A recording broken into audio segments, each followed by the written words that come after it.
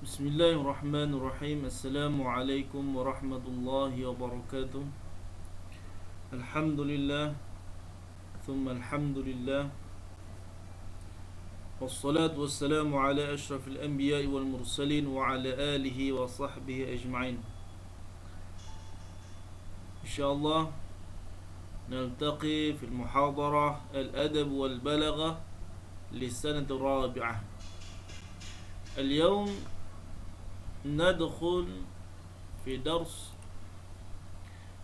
الأدب في العصر الأموي. في الدرس الرابع الأدب في عصر الأموي.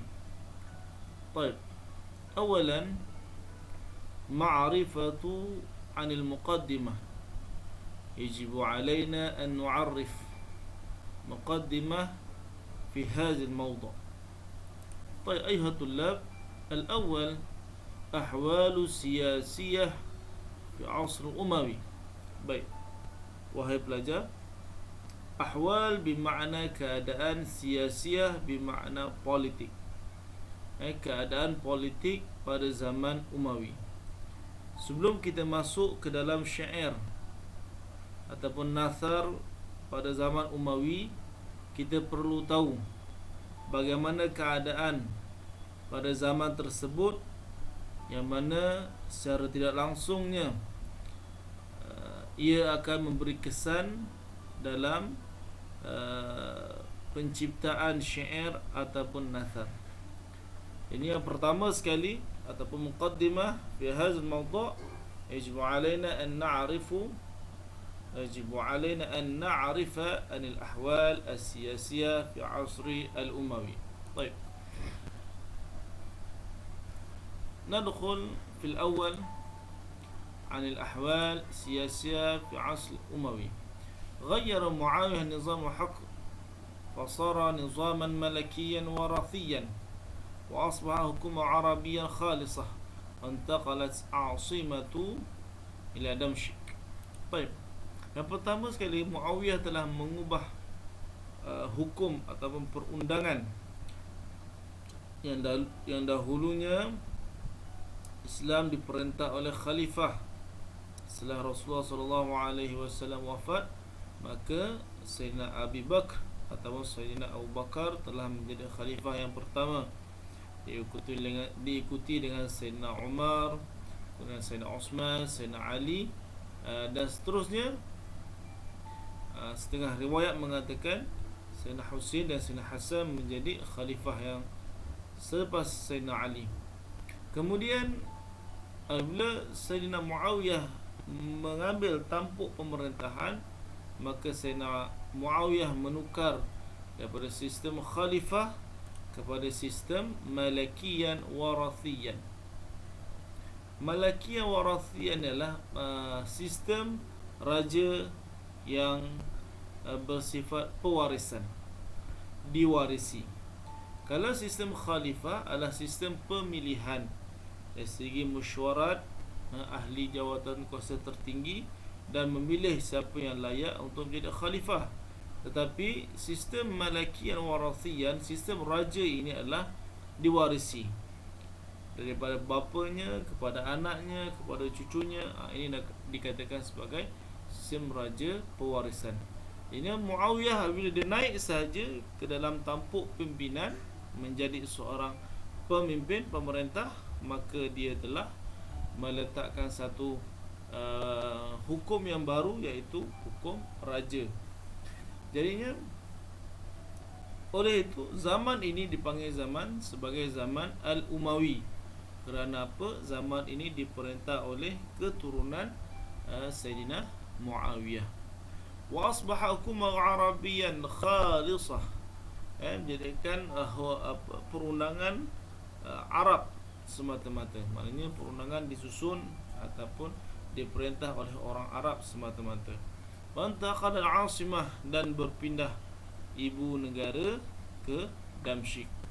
Dulu ibu negara Islam di Madinah, maka telah dipindah ke Damsyik. Ini lebih kurang Damsyik. Kerajaannya diperintah oleh Sayyidina Muawiyah. طيب, الثانيا اتصل الإسلام الفتوحات في فترة قصيرة وامتدت الفتوحات شرقا إلى بلاد السند وغربا إلى مغرب والأندلس. طيب, zaman pemerintahan Sayyidina Muawiyah radhiyallahu an, daulah Islamiah ni berkembang luas dalam masa yang singkat sangat. Sebab apa? Sebab Sayyidina Muawiyah ni sangat hebat dalam pemerintahan dan sangat hebat dalam sistem ketenteraan, sehingga dikatakan bahawa pembukaan Islam itu, pembukaan kerajaan Islam tu sehingga ke timur di negara Sindi dan barat di negara Maghrib dan Andalus, sangat besar. Malaysia, Islam telah menguasai sebahagian daripada bumi Allahumma salli alaihi wasallam, kawasan Arab pada waktu tersebut. Baik, seterusnya, ظهر أحزاب السياسية تنازعا على حكم وأصبح خلافة أموية تواجه نزاعا سياسيا وعسكريا. Jadi apabila perluasan kota yang telah besar, maka timbullah muncullah orang kata parti-parti politik yang saling bergaduh untuk mendapatkan tampuk pimpinan. Biasalah bila masing-masing dah wilayah dah besar, maka perlukan pemerintah pada satu tempat. Maka terjadilah parti-parti politik. Ada sebahagian menyokong yang ini untuk menjadi pemerintah pada kawasan itu, ada sebahagian lagi menyokong orang lain untuk memerintah kawasan itu. Jadi zaman Umayyah ni dikatakan zaman politik kerana apa? Kerana masing-masing nak mengambil tampuk kepimpinan di kawasan tersebut. Walaupun dikuasai oleh kerajaan Umayyah, tapi kita boleh kira sebagai daerah atau negeri-negeri perlu ada ketuanya. Bila perlu ada ketua, maka perlulah ada parti politik yang akan memerintah. Baik, yang terakhir, telah lemah Khalifah Umayyah min kathratin naza'at ahzab muta'aridah. Maka Khalifah Umayyah ini menjadi lemah. Kerajaan Umayyah ini menjadi semakin lemah kerana apa? Perbalahan parti politik yang menuntut hak yang lebih utama menjadi khalifah di sesuatu tempat itu. Maka suatu wilayah atau suatu daerah itu menjadi kucar-kacir apabila parti-parti politik ini saling bergaduh sehingga merosakkan atau menjatuhkan Khalifah Al-Umayyah. Ini secara ringkas adalah keadaan sia-sia atau politik pada zaman Umawi. Baik, bila kita dah faham perbahasan pada zaman Umawi ini dari segi politik, maka kita tahu bahawa nasar ataupun syair dia pastinya ada bersangkut paut dengan politik. Baik, kita lihat seterusnya, al-awamil mu'athara fil adab al-asr Umawi. Okey, ini adalah awamil, faktor yang memberi kesan kepada adab pada zaman Umawi. Apakah faktornya? Okey, ada 5 faktor. Yang pertama, imtizaj al-arab ma'a ghairihim fi buldani maftuhah. Yang pertama, berkembangnya syair ataupun adab pada zaman Umawi disebabkan percampuran orang Arab dengan orang yang bukan Arab. Bila kerajaan Islam ini telah berkembang kepada kawasan bukan Arab yang betul, maka orang Arab dan bukan orang Arab telah bercampur. Bila bercampur, maka wujudlah pelbagai bahasa, pelbagai budaya yang menyebabkan wujudnya syair atau nahtar yang lebih luas. Itu yang pertama. Yang kedua, dukhul alfaz a'jamiyah fil Arab wa intishar lahm. Masuk lafaz-lafaz a'jamiyah yang bukan lafaz Arab yang sebenar. Bila kita dah bergaul ataupun orang Arab bergaul dengan orang yang bukan Arab, maka terbentuklah kalimah-kalimah yang diarabkan. Wa intishar lahm. Lahan ni mana telah tersebarnya logat, kita panggil sebagai logat. Bahasa Arab tu dah jadi sebagai logat. Ini kalau kita bahasa Melayu yang aslinya atau bahasa Melayu kita panggil sebagai bahasa baku. Tapi bila dah logat dah sampai, dah masuk, maka bahasa baku tu semakin hilang. Ini dia katakan bahawa kesan-kesan yang menyebabkan pada zaman Umawi itu bercampurnya lafaz-lafaz a'jamiyah. Seterusnya 3, tamatta' bil hadarat ajnabiyah wa thaqatan mukhtalifah, bercampur kebudayaan, budaya yang berbeza, budaya Arab bercampur dengan budaya Parsi, budaya Arab bercampur dengan budaya Rom. Bila budaya bercampur, maka wujudlah pelbagai budaya dalam satu kawasan. Seterusnya, ihtimam khulafa bil adab. Khalifah pada zaman tersebut sangat mementingkan peradaban. Adab ini dari segi syair ataupun nathar, banyak membantu, banyak mendorong kepada masyarakat pada zaman itu untuk menulis atau menghasilkan syair atau nathar.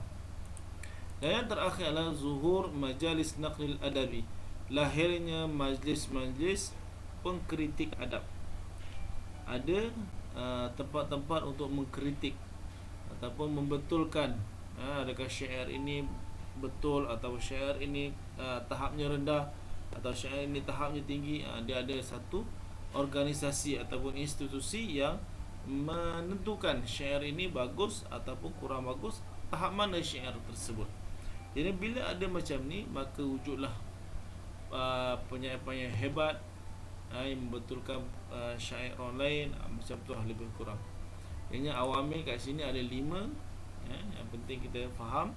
Ada 5 ini yang memberi kesan kepada adab pada zaman Umawi. Baik, seterusnya khasais syi'ru fil asr Umawi, ciri-ciri syair pada zaman Umawi. Ini ciri-ciri syair. Pertama, jazaratul alfaz, lafaz yang sangat meluas, sangat luas, sangat banyak, kehebatan lafaz yang sangat besar.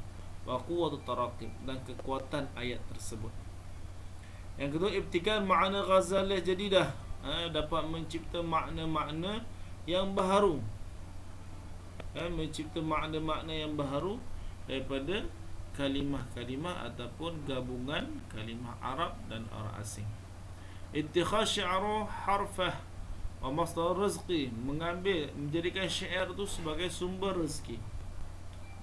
Kenapa? Dia boleh jual syair tersebut, ataupun dia bersyair kepada pemerintah sehingga pemerintah itu suka dan memberikan sedikit ganjaran kepada dia.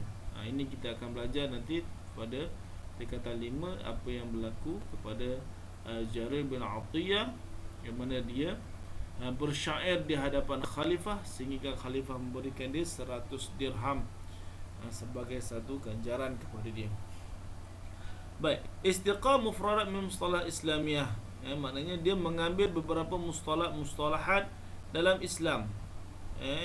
Banyak mustalahat yang dalam Islam yang digunakan dalam syair, ataupun diambil daripada hadis, daripada Al-Quran, perkataan-perkataan yang hebat. Mailu ta'ifah min syu'ara ila baza'atil lafziyah, ada setengah penyair ini dia suka menyebut perkataan-perkataan yang keji, suka menyebut aurat, suka melafazkan kata-kata kasar. Sebagai syair, dia bersyair tapi syairnya semua menyentuh kepada perkara-perkara yang lucah, perkara yang keji, mengutuk, menghina orang lain. Dan last sekali, zuhur syi'ru tanaqud bi dzikr ta'assub qabli wa tafakhur bi ahsa wa ansab. Terdapat syair-syair tanaqud. Tanaqud maksudnya apa? Syair yang ta'assub, yang mana dia berbangga dengan diri dia, dengan keturunan dia, dan dia mengutuk orang lain. Ini dia panggil sebagai syair tanaqud. Naqaid, bukan tanaqud, naqaid, syair naqaid. Syair yang mana syair membanggakan diri sendiri dan menghina orang lain. Ini kat sini ada wahid, ithnain, salasa, arba'a, khamsah, sita, ada 6 ciri-ciri syair pada zaman Umawi. Baik. ندخل في الأغراض الشعر في العصر الأموي. أغراض الشعر في العصر الأموي. أغراض بمعنى tema. Tema syair pada zaman Umawi. Kita cuba lihat satu persatu tadi. Kita telah masuk kepada awamil, faktor memberi kesan. Kita telah masuk kepada khasa'is syair. Dan sekarang kita masuk ke dalam aghrad, tema. Tema ataupun kita bagi sebagai tajuk, apa yang nak disampaikan dalam syair tersebut. Pertama sekali ada nama syair siasi, syair bersifat politik, syair yang bertemakan politik. Biasa syair yang bertemakan politiknya adalah mereka memuji pemerintah mereka ataupun menghina atau mengutuk kepada lawan dia. Ini nama syair politik. Yang kedua haja, syair berbentuk celaan, mencela. Di antara penyair ni saling mencela. Yang ni dia jika tidak bersependapat atau di pihak yang lain, maka dia gunakan syair hajat, saling mencela di antara penyair. Asy-syi'ru munaqadat. Syair munaqadat saya dah terangkan tadi, syair yang mana membanggakan diri mereka dan menghinakan orang lain. Bila penyair lain yang dengar, maka dicerita kehebatan dia, keturunan dia, dan dia mengutuk lawan dia pula. Itu namanya syair munaqadah. Last sekali syair ghazal al-azri. Ghazal syair berbentuk cinta ataupun berbentuk sifat hati, syair yang lemah lembut, yang berbentuk rintihan, berbentuk memohon, menceritakan tentang perkara-perkara yang baik. Itu syair ghazal al-azri. Baik. Kita lihat kembali yang lepas. Ada beberapa. Yang pertama awamil mu'assarah. Kita perlu tahu faktor-faktor memberi kesan dalam syair Umawi. Kemudian kita masuk khasa'is syair Umawi. Kita masuk kepada tema syair Umawi. Dan last sekali untuk syair saja, kita masuk kepada a'lamu syair fi asr Umawi, ulama-ulama syair pada zaman Al-Umawi. Yang pertama Abu Aswad Ad-Du'ali, yang sangat kita kenal. Abu Aswad ni adalah orang yang meletakkan ilmu nahwu, dan orang yang pertama meletakkan baris pada huruf Al-Quran. Ini Abu Aswad Ad-Du'ali ni kita kena tahu dah, Quran yang kita baca sekarang ni di antara usaha dia yang diperintahkan oleh Sayyidina Ali, memerintahkan Abu Aswad Ad-Du'ali ni untuk meletakkan baris dalam Al-Quran. Yang kedua Jarir Ibn Atiyah, yang dilahirkan pada 28 Hijrah, di antara penyair Arab yang sangat terkenal dengan hajat dan madah. Terkesan dengan uslub Al-Quranul Karim, dan meninggal pada tahun 110 Hijrah. Yang ketiga Farazdak Hamam bin Ghalibi Sa'sa'at ad-Darimi at-Tamimi. Dilaqabkan ataupun digelar sebagai Farazdak. Dia sangat hebat dalam tema madah, fakhru kebanggaan, dan hajat celaan. Kuna Umar bin Abi Rabi'ah, lahir pada tahun 23 Hijrah. Penyair Quraisy, dan sangat masyhur dengan ghazal. Dan dia meninggal pada tahun 93 Hijrah. Baik, itu sahaja untuk syair pada zaman Al-Umawi. Itu sahaja untuk zaman Umawi. InsyaAllah, alhamdulillah, dia akan sambung lagi pada akan datang tentang Nasr fil Asr Al-Umawi. Assalamualaikum warahmatullahi wabarakatuh.